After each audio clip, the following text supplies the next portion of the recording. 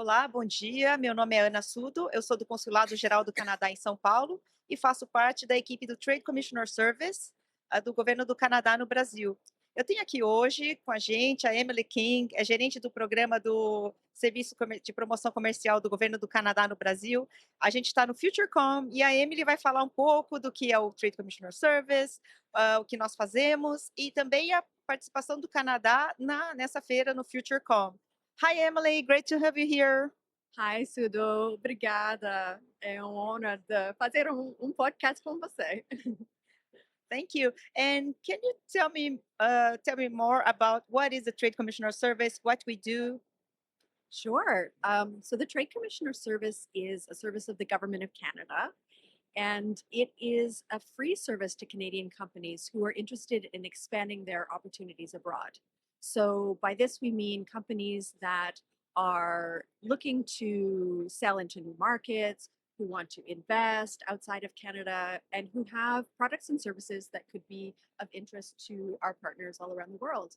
And sometimes Canadian companies don't know where to turn when they're looking for a new market. They want to evaluate opportunities, but the world is big, it's complicated, and they don't know where to start. So they can take advantage of our services, the services of the Trade Commissioner's Service, and evaluate which markets might be a right fit for them. So they can start by looking at near markets, maybe markets where Canada has free trade agreements, or also markets that are a little bit further away or maybe more complex. And so our trade commissioners work to evaluate the companies, to give them advice, and then to tell them about these markets and give them opportunities in the market. So that might go as far as making introductions to potential buyers in those markets, or even just describing, various pitfalls or issues that they might face when they're trying to enter a new market.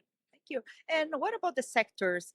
Which sectors are you helping, or all sectors? Can you tell me more about it? Sure, yeah. So we have trade commissioners that focus really on all sectors, but it depends a little bit on the market. For example, here in Brazil, we have already some very strong Canadian companies in several sectors. So we will try to promote those sectors more aggressively because we see them as sectors with more opportunities.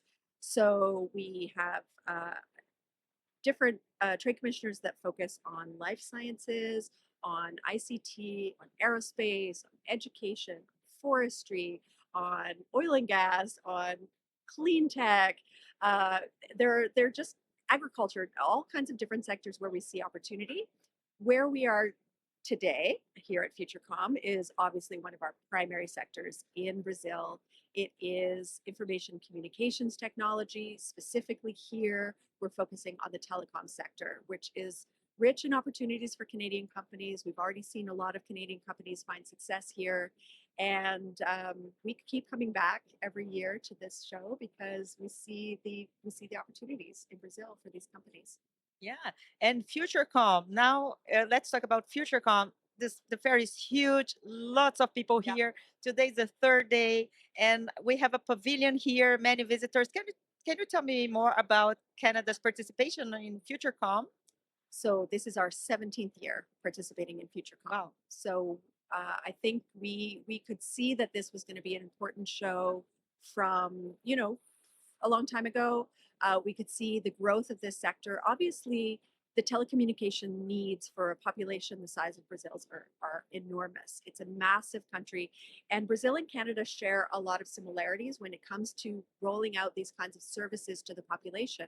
We have challenges of a huge geography, complex terrain, issues of actually connecting and bringing as technology evolves super rapidly to be able to scale up the availability of different telecommunications technologies for people is really important to government and for people to feel connected. So it's been a show that we've worked at for quite some years. We have currently 20 Canadian companies in our pavilion. So the government of Canada, the government of Ontario, the government of Quebec, all partner together to create this opportunity for Canadian companies to exhibit all together. And if anybody hasn't visited our pavilion, it's super cool. There's a space for exhibitions. You can talk to individual companies, and there's also presentations and different um, interactions going on all through the day. We have a bespoke matchmaking program for the companies that participate in FutureCom, and each company is accompanied by trade commissioners and by partners who are here to support their journey. So I hope that the Canadian companies that participate feel very like that they're getting a lot out of this show, not just because it's a big show with a lot of Brazilian exhibitors and opportunities to make connections, but because they're being accompanied on the journey so that they can make the most. We know that it's a big investment for companies to come to Brazil. There's complexity. It's a different language, a different culture. But what we find always when companies come to Brazil is they get a warm welcome. They have, they discover things that they didn't know.